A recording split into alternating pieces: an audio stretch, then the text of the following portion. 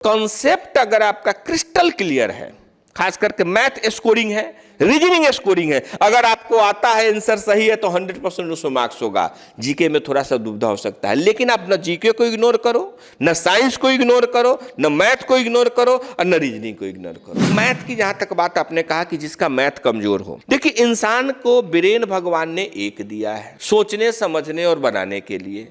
आपके चैनल के माध्यम से मैं ये कहना चाह रहा हूं कि कोई भी बच्चा अपने को किसी विषय में कमजोर कहता है या सोचता है तो आज से सोच बदल ले। आप कमजोर नहीं हो, आपने उस विषय पर ध्यान नहीं दिया इसलिए वो नहीं आता है।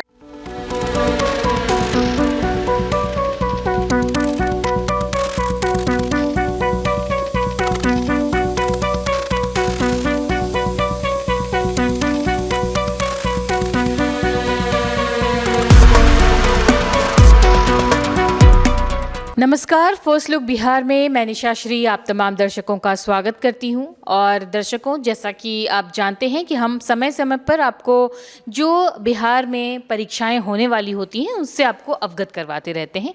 ऐसे में हमने आपको एक बार बताया था कि रेलवे में जो ग्रुप डी की बहाली होने वाली है उसके संबंध में उसके नोटिफिकेशन आने से पहले ही हमने आपको उसकी परीक्षा विधि के बारे में बताया था, लेकिन फिर हमने बताया कि आपको सिलेबस हम अगले अंक में बताएंगे। तो इसी वजह से आज एक बार फिर से हमने जो शिक्षाविद हैं और फाउंडर हैं राजीव रंजन जी, जो कि दृष्टि ट्यूटोरियल प्राइवेट लिमिटेड के डायरेक्टर भी हैं और मशहूर शिक्षाविद हैं, ये इन्हीं तमाम कोचिंग की जो है वो तैयारी भी करवाते हैं। तो एक बार फिर से आपके साथ में उपस्थित हैं पूरे के पूरे सिलेबस को डिस्कस करने के लिए जो रेलवे ग्रुप डी का है। तो सबसे पहले आपका कार्यक्रम में बहुत बहुत स्वागत है। और इससे पहले आपने रेलवे ग्रुप डी के बारे में जो जानकारी दी थी हमारे दर्शकों को, आज हम चाहेंगे कि आप सिलेबस के ऊपर विस्तार से। डी फार्मा स्टूडेंट्स अब हो जाइए तैयार, आपके लिए है बहुत अच्छी खबर कि अब केवल डी फार्मा स्टूडेंट्स को ही मिलेगी फार्मासिस्ट की जॉब। तो ये कोर्स करने के लिए आपके पास है दो choices. DPS group of institutions के किसी भी कॉलेज में एडमिशन लेकर के आप घर बैठे कर सकते हैं ऑफलाइन कोर्स, या फिर आप कर सकते हैं ऑनलाइन क्लासेस। और उससे भी अच्छी बात ये है कि डीपीएस ग्रुप के कॉलेजेस जो कि हैं इन 5 शहरों में, रांची, दुमका, देवघर, मुजफ्फरपुर और सीतामढ़ी, इन 5 शहरों के किसी भी कॉलेज में एडमिशन लेकर आप किसी और शहर में बैठ करके ये कोर्स कर सकते हैं। आपको कॉलेज के नाम और डिटेल्स मिल जाएंगे वीडियो स्क्रीन पर, और बाकी किसी जानकारी के लिए दिए गए नंबर पर कॉल करें। तो मुझे कमेंट सेक्शन में बताना ना भूलें कि आखिर आप किस शहर में एडमिशन ले रहे हैं। जी, बहुत बहुत धन्यवाद। जैसा कि आपने बताया कि बहुत अच्छा, आपने जहाँ तक याद आ रहा है कि वैकेंसी आउट होने से पहले, नोटिफिकेशन आने से पहले ही आपकी चैनल इसकी चर्चा किए थे। अब वैकेंसी आ गई, नोटिफिकेशन, बच्चों ने फॉर्म भी भर लिया। अब तो फॉर्म भरने का 9 मार्च के अप्रॉक्स में डेट था, वो खत्म हो चुका है, ओवर हो चुका है।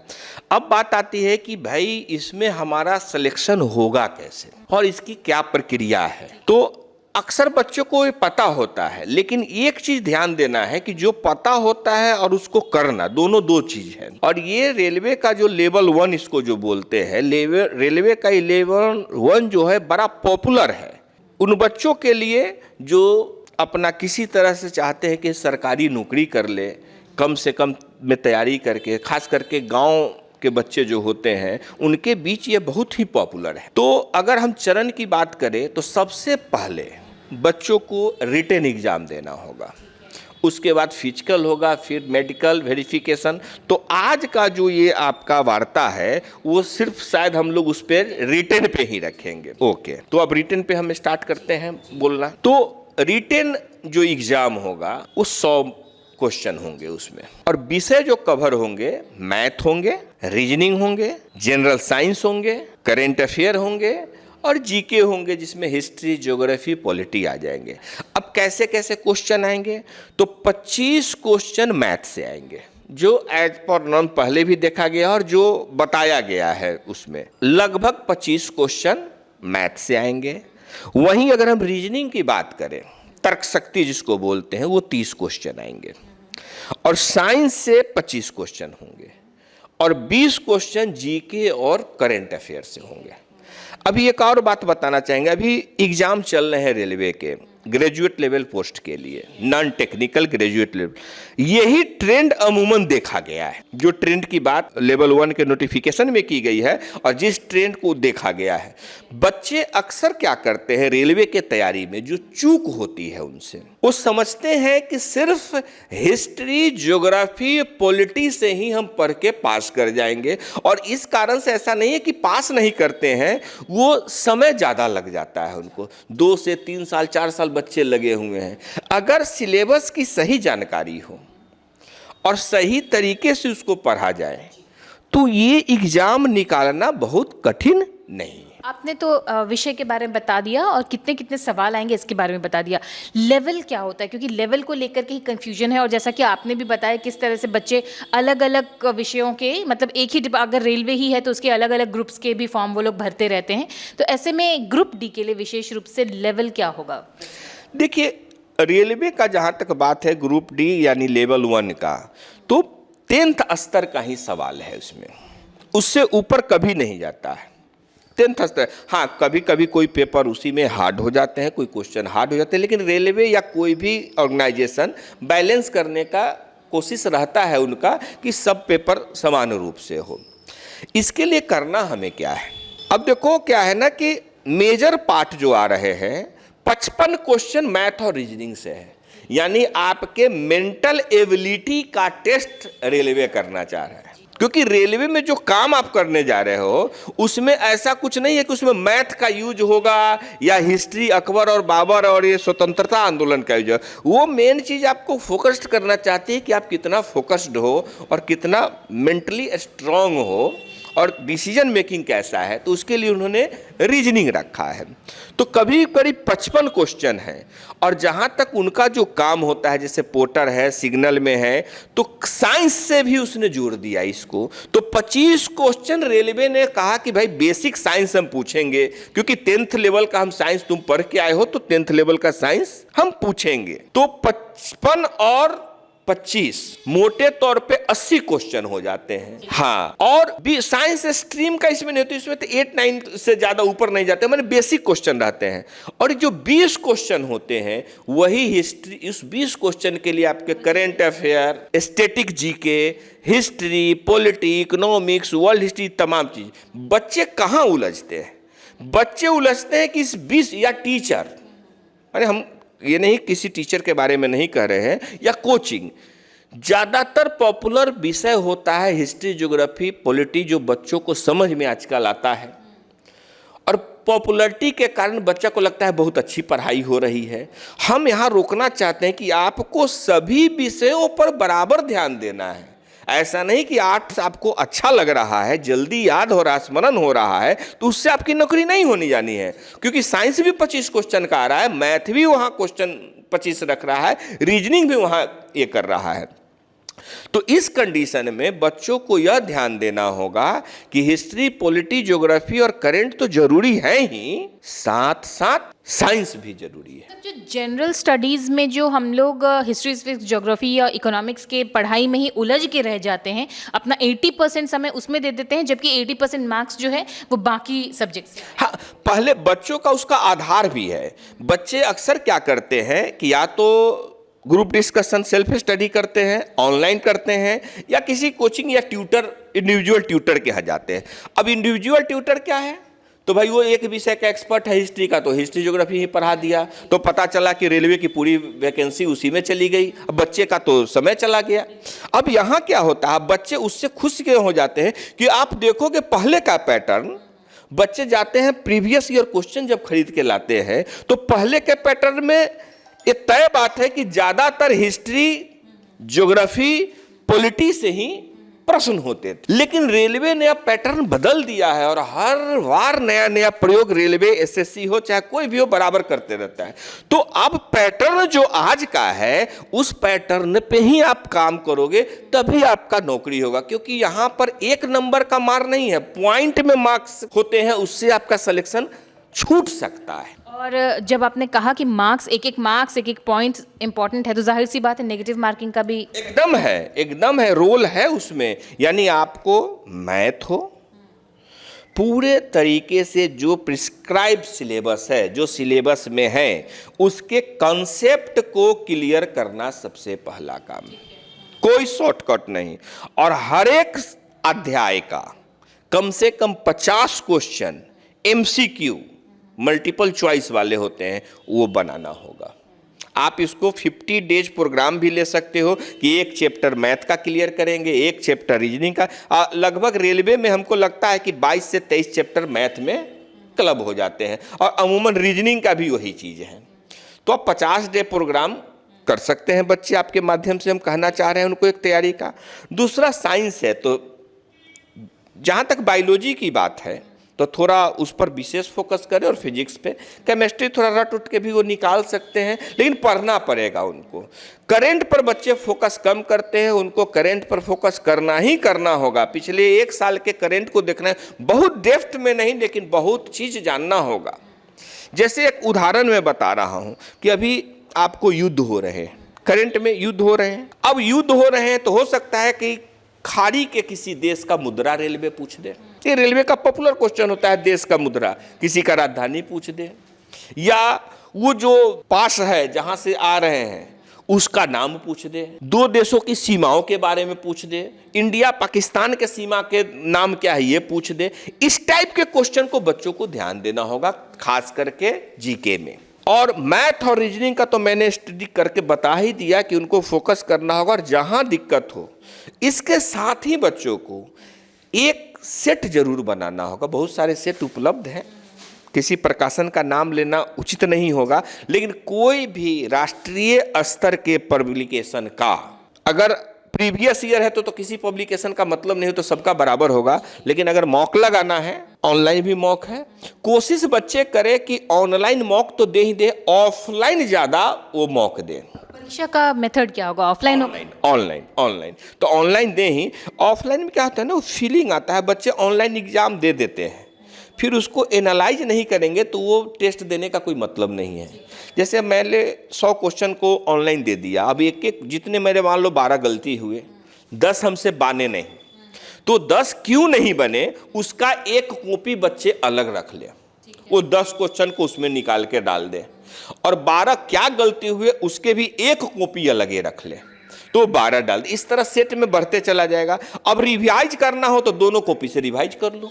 अच्छा, इंग्लिश का भी एक चुनौती हो जाती है, तो क्या इसमें भी दोनों भाषाओं में जो है वो प्रश्न पत्र उपलब्ध होंगे, और क्या अंग्रेजी से भी कुछ सिनोनिम या कुछ इस तरह के मार्क्स का? रेलवे इसीलिए पॉपुलर है, खास करके हमारे बिहार, यूपी या हिंदी भाषी में, कि भाषाई चक्कर नहीं है। परीक्षा का क्या दोनों ही भाषा में? हाँ, अब परीक्षा की बात है, देखोगे आप, जैसा कि 2005 के बाद ज़्यादातर बच्चे हमारे गांव के भी या शहर के भी इंग्लिश मीडियम में पढ़ते हैं। ज़्यादातर 60-40 का रेशियो हम लोग देखते हैं कि इंग्लिश हिंदी मीडियम के हैं। तो रेलवे जो है अंग्रेजी हिंदी दोनों में सवाल पूछते हैं, मिक्स करते हैं। इवन कि बहुत सारे स्टेट में स्थानीय भाषा में भी रेलवे देता है, तो ये भाषा का प्रॉब्लम नहीं है। अगर देखा जाए तो रेलवे इस बात का ध्यान रखती है कि जो गांव देहात के बच्चे हैं वो इसमें ज़्यादा से ज़्यादा भाग लें। हाँ, उनका एक रहता है कि भाई ये जिस पोस्ट पे है ऐसे बच्चे आए कि ये ठहराव हो।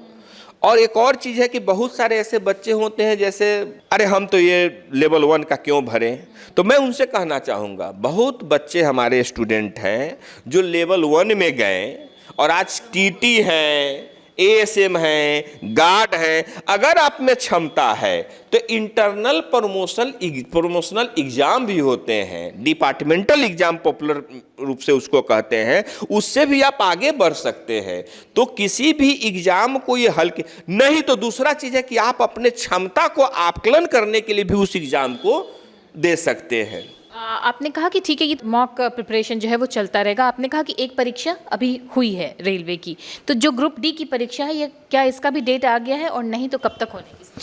देखिए, संभावना है कि 3-4 महीने, अभी तो फाइनल मतलब ये नहीं कहा जा सकता है उस पर, लेकिन कैलेंडर जारी हो गया है। लेकिन बच्चे को तो 30, हमने इसीलिए कहा कि 50 डेज प्रोग्राम वो कर ले। कैलेंडर जारी हो चुका है, लेकिन थोड़ा संभावित रहता है, इसलिए हम एग्जैक्ट नहीं कह सकते हैं, घट बढ़ सकते हैं। हमारा कहना है कि बच्चों को मैं बार बार कहता हूं कि एग्ज़ाम देख के तैयारी मत करो। आप देखोगे कि रेलवे का पॉपुलर जो पोस्ट है ननटेक में तो नॉन टेक ग्रेजुएट लेवल है जिससे हमको एएसएम गुड्स गार्ड बनते हैं। नॉन टेक 10+2 है जिससे हमारा टीसी सीसी कमर्शियल क्लर्क वगैरह बनते हैं। और नॉन टेक लेवल 1 है जो आपने पोर्टर वगैरह का जिसकी हमने चर्चा की है। अमूमन आपको पता है कि अमूमन सिलेबस वही होते हैं, हाँ स्टैंडर्ड में थोड़ा अंतर होते हो भी माइक्रो लेवल पे। तो कॉन्सेप्ट अगर आपका क्रिस्टल क्लियर है, खास करके मैथ स्कोरिंग है, रीजनिंग स्कोरिंग है, अगर आपको आता है आंसर सही है तो 100% उसमें मार्क्स होगा। जीके में थोड़ा सा दुविधा हो सकता है, लेकिन आप न जीके को इग्नोर करो, न साइंस को इग्नोर करो, न मैथ को इग्नोर करो और न रीजनिंग को इग्नोर करो।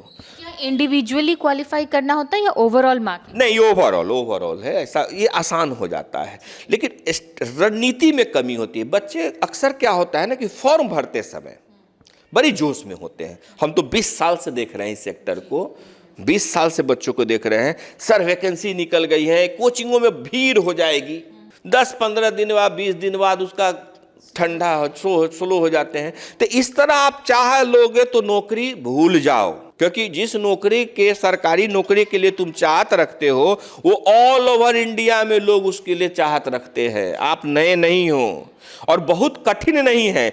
डिसिप्लिन के साथ जो स्टडी करेंगे और जिनको सही मार्गदर्शन मिलेगा वो 100% इसमें सफल हो। तो ये तो हो गई पूरे सिलेबस से रिलेटेड बातें कि किन किन बातों का ध्यान रखना है, और इसमें जो निश्चित मार्क्स हैं वो आपको मैथमेटिक्स, रीजनिंग और जो साइंस के जो क्वेश्चंस आएंगे वो एक तरह से आपका मार्क्स पक्का कर देते हैं, क्योंकि जो जनरल स्टडीज़ है वो बहुत वास्ट एरिया हो जाता है, उसको भी पढ़ना है। तो साइंस के जिन बच्चों का साइंस अच्छा है, लेकिन आर्ट्स वाले जो बच्चे हैं जिनका साइंस इतना ज़्यादा मजबूत नहीं है, वो भी तो चाहते हैं कि उनकी भी परीक्षा हो जाए।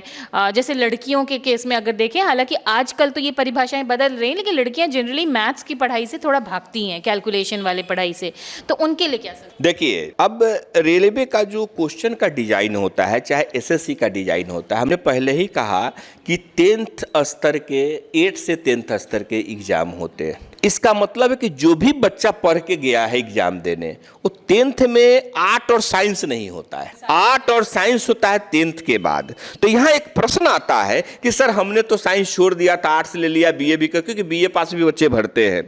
तो साइंस हो या आर्ट्स हो या ये कोई भी विषय हो, करेंट हो, बेसिक क्वेश्चन आते हैं। जैसे हमने उदाहरण दिया कि अगर कोई युद्ध हो रहा है तो उससे क्वेश्चन कहाँ से आएंगे, एक्सपर्ट आपको वही बताते हैं, क्योंकि वो तो जीएस समुद्र है। अब 20 क्वेश्चन के लिए पूरा समुद्र का मंथन करना बहुत ये नहीं है, तो यहाँ पर एक्सपर्ट की सलाह बनती है। दूसरा, मैथ की जहाँ तक बात आपने कहा कि जिसका मैथ कमजोर हो, देखिए इंसान को ब्रेन भगवान ने एक दिया है सोचने समझने और बनाने के लिए। आपके चैनल के माध्यम से मैं ये कहना चाह रहा हूं कि कोई भी बच्चा अपने को किसी विषय में कमजोर कहता है या सोचता है तो आज से सोच बदल ले। आप कमजोर नहीं हो, आपने उस विषय पर ध्यान नहीं दिया इसलिए वो नहीं आता है। जैसे हमको आपके कैमरा अच्छा चला रहे हैं, हमको कैमरा का कुछ पता नहीं है, तो इसका मतलब नहीं है कि राजीव सर कमजोर हो गए। तो बच्चों, मैथ में आप कमजोर नहीं हो। डेली 25 क्वेश्चन, अगर आप तुम ट्यूशन नहीं पढ़ते हो, कोचिंग नहीं, घर पे महिलाओं की आपने बात की, ऑनलाइन में तो बड़ी डिस्ट्रैक्शन है, उसकी बात हम थोड़ा कम कर दिए हैं करना, पहले करते थे। तो उसमें करना क्या है कि 25 क्वेश्चन आपको बनाने हैं और उसको देखो, और सॉल्व एग्जाम्पल होते हैं हर किताब में। कोई सीनियर हो, कोई टीचर हो, कोई सलाह ले लो और उसको बार बार बनाओ, खुद समझ में आ जाएगा। और जिस दिन तुम्हारा इंटरेस्ट के लिए, बच्चे इस दबाव में ना पढ़े कि हमको नौकरी इसी को करना है, इस दबाव में नॉलेज के लिए पढ़ोगे तो नौकरी, नॉलेज के लिए आप पढ़ते हैं या पढ़ते हैं तो इंटरेस्ट क्रिएट होता है, और इंटरेस्ट जब क्रिएट होता है तो रिजल्ट में परिणत होता है। तो ये तमाम बातें हो गई कि किस तरह से तैयारी करना है, इंटरेस्ट का अपना ध्यान रखना, ये सारी बातें हो गई सिलेबस से को लेकर के कि किस तरह से आपको विषय के मामले में जो है आपको किस तरह से ध्यान रखना है। जीएस इंटरेस्टिंग बहुत लगता है पढ़ने के वक्त में, लेकिन जीएस के मकड़ जाल में फंस करके, क्योंकि वो 20 क्वेश्चन ही होंगे जैसा कि सर ने बताया, आपको अपने 80% जो क्वेश्चंस हैं उन पर भी ध्यान देना है। तो इस वजह से जो साइंस, मैथ्स और रीजनिंग है उसके ऊपर भी उतना ही ज़्यादा जोर लगाना है, ताकि वो आपको निश्चित मार्क्स दिला सकते हैं। इसके अलावा एक संदेश अगर आप, एक चीज़ सुधारा, जीएस नहीं, जीएस में तो साइंस भी आ जाता है, जनरल स्टडीज होता है, यहाँ पे थोड़ा मैं करेक्ट कर देता हूँ कि हमने कहा कि 20 क्वेश्चन होंगे हिस्ट्री पॉलिटी माने मानवीय विषय से, आर्ट्स विषय से, हाँ, तो उसको भी पढ़ना अत्यंत आवश्यक है, लेकिन हम साइंस को कुर्बान करके ना पढ़ें, साइंस के दम पे ना पढ़े कि हमारा इसी से निकल जाएगा। यानी हमको मैथ, रीजनिंग, साइंस और जीके, ट्रेडिशनल जीके और करंट सब पे समान रूप से ध्यान देना है। मैथ और रीजनिंग पे विशेष फोकस कर देना है। और अंतिम सलाह है कि जिन बच्चों का जो विषय कमजोर हो उस पर ज्यादा फोकस करो। दूसरा बात, हम बच्चों को एक चीज और कहना चाहेंगे कि आप पे 3 पीढ़ियों की जिम्मेवारी है। ये आपके माध्यम से पेरेंट्स को भी कहना चाहेंगे, पेरेंट्स भी दबाव ना बनाए। हो सकता है बच्चे आपके 2 साल 3 साल से तैयारी कर रहे हो, उनको सफलता नहीं मिलती हो, वो ईमानदार है, अगर तैयारी के प्रति ईमानदार है, आप देखो कि वाकई तैयारी प्रति के ईमानदार है या मटरगस्ती कर रहा है, समय काट रहा है। अगर समय काट रहा है तो उनको समझाओ। अगर वो तैयार कर रहा है और फिर असफलता हो जा रही है तो कहीं ना कहीं उसके स्ट्रेटजी में कमी है, कहीं ना कहीं उसके जो परिश्रम तो वो बच्चा कर रहा है। तो उन बच्चों को मैं संदेश देना चाहता हूं कि बच्चों 3 पीढ़ियों की जिम्मेदारी आपके पास है। अपने पूरा जीवन तुम्हारा कैसे चलेगा। जब माँ बाप जो आज तुमको पैसा दे रहे हैं, यंग हैं, और तुम बच्चे हो, मान लो 22-23 साल का बच्चा है तो उसके माँ बाप क्या होंगे, 50-55 साल के होंगे। लेकिन जब वो 70 साल के होंगे तो उनको दवा की जरूरत पड़ेगी, वो रिटायर होंगे, उस समय बच्चों की नीड होगी। तो तुमको अगर नौकरी रहेगा तो तुम हेल्प कर सकते हो। तो दूसरा पीढ़ी का ये जिम्मेदारी। और तीसरा, एक दिन बाद तुम भी पेरेंट बनोगे तो अपने बच्चों को तुमको करना पड़ेगा, यही फी देना पड़ेगा। तो इन तीनों पीढ़ी की जिम्मेदारी को अच्छे से निर्वहन करने के लिए एकमात्र तरीका होता है कि किसी अच्छे रूप से अर्न करना, चाहे वो व्यापार हो या नौकरी हो या प्राइवेट नौकरी हो।